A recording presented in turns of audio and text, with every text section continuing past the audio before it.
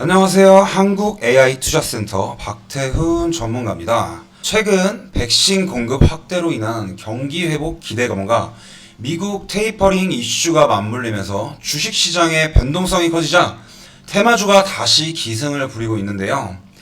이는 마땅한 투자처를 찾지 못한 부동자금이 단기금융상품인 머니마켓 펀드에 몰리면서 정치 테마주로 자금이 쏠림이 더 커지고 있다는 분석으로 보이고요. 금일 또한 내년 대선을 앞두고 정치 테마주가 가장 핫했던 시장이기도 했죠. 자, 금일 시장 오전 중에 제일 돋보였던 한샘K입니다. 자, 한샘K는 최재형 감사원장이 야권 대선 주자로 거론되면서 최재형 관련주로 급부상했는데 한샘K 대표가 최 감사원장과 같은 경기고 서울대 출신이라는 이유로 기업의 가치와 무관하게 상한가를 찍어줬죠. 자, 근데 여기서 하나의 속보가 뜨죠. 자, 바로 윤석열 29일 대선 출마 선언, 장소는 윤봉길 기념관.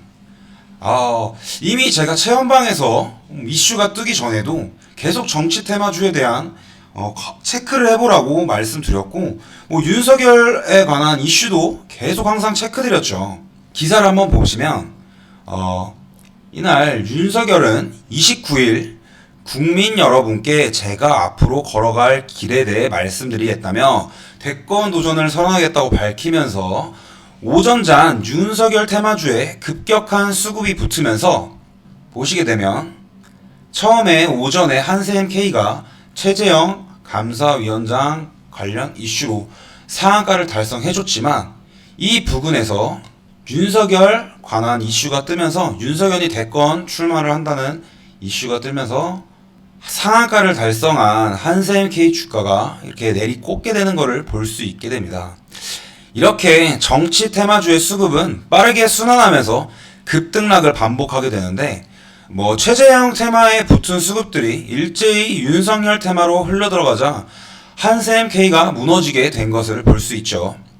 하지만 이제 오후장에는 다시 전세 확정을 하면서 윤석열 테마 수급이 다시 최재형 테마로 이동하면서 다시 주가 상승을 이런 식으로 견인하게 되줬죠.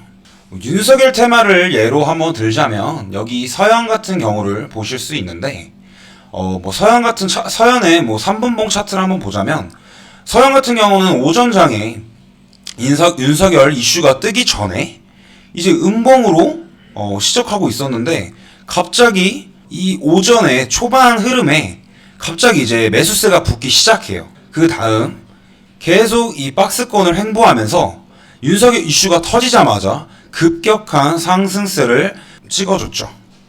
대신에 이제 수급의 테마가 조금씩 점점 흐려지면서 이제 좀 주가가 조금씩 빠지고 있는 부분이지만 이렇게 박스권을 계속 횡보해주면서 계속 주가는 이제 2만원에서 2만700원 사이를 계속 유지하고 있는 구간을 보여주고 있습니다. 자, 이렇게 네이버 기사만 보셔도 이렇게 정치 테마 관련 이슈들은 계속 이렇게 뜨고 있기 때문에 이제 개인 투자자들은 이런 이슈를 한 번씩 좀 체크를 해보면서 시장의 수급이 어떻게 흘러가는지 파악할 수 있게 되는 겁니다.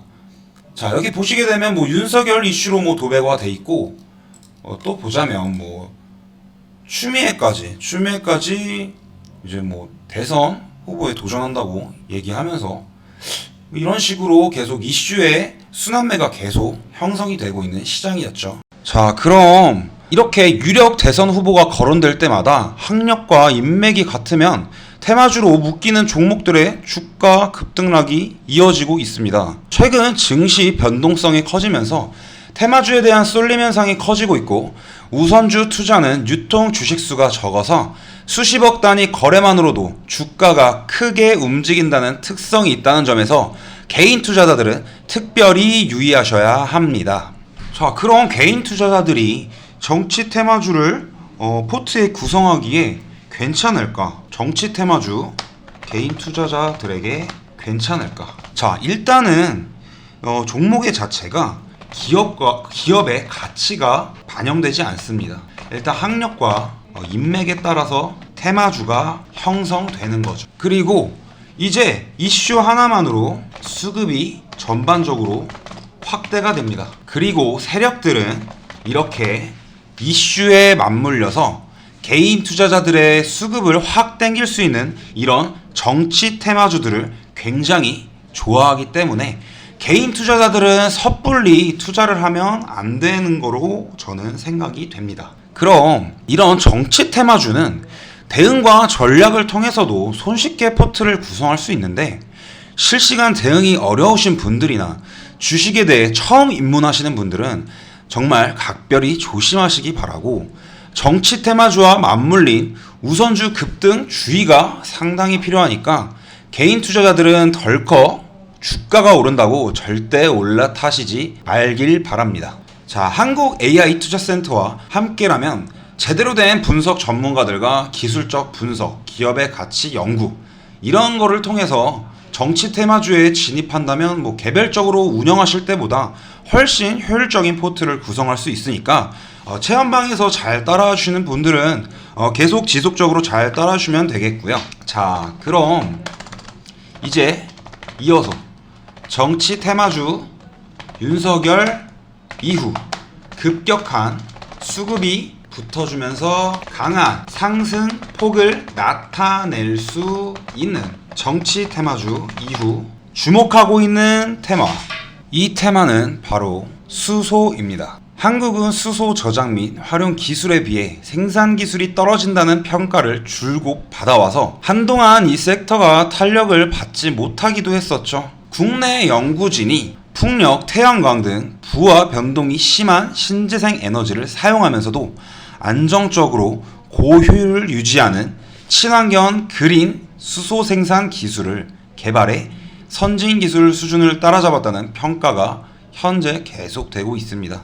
이 테마는 입니다. 한국은 저장 및 활용 기술에 비해 생산 기술이 떨어진다는 평가를 줄곧 받아와서 한동안 이 섹터가 이슈가 되게 조금 뜸했었죠. 그리고 탄력을 받을 수 있음에도 불구하고 탄력을 받지 못하기도 했었습니다. 자, 최근 국내 연구진이 풍력, 태양광 등 부하 변동이 심한 신재생 에너지를 사용하면서도 안정적으로 고효율을 유지하는 친환경 그린 생산 기술을 개발하여 선진 기술을 수준을 따라잡았다는 평가가 지속적으로 이슈가 자꾸 체크되고 있죠. 그리고 한국에너지기술연구원에서 이 기술로 1008시간을 운전하는 동안 82%의 수소 생산 효율 유지함으로써 성능과 내구성을 검증하는 데 성공했다고도 합니다. 태양을 이용해 온실가스 배출 없이 이것 생산에 있어서 가장 핵심 기술이 바로 이 기술인데, 정부가 2050년까지 탄소 중립을 서명하면서 분명하게 수혜받을 섹터이기도 합니다. 자, 그럼 정치 테마주에 이어서 이 섹터도 분명하게 참고해 보시면 도움이 될 거라고 생각되는데, 이 테마가 궁금하신 분들께선 댓글 하단창에 링크 남겨두었으니 체험 신청해 주시면 이 테마 한 분도 빠짐없이 아낌없이 공유 드릴 테니까 댓글창 하단 확인해 주시고 체험 신청 남겨주시면 되겠습니다. 자, 그럼 여기까지 정치 테마 이후 가장 탄력받을 테마 소개해 드렸고, 내일 또 화이팅 하면서 장 시작해 보도록 합시다.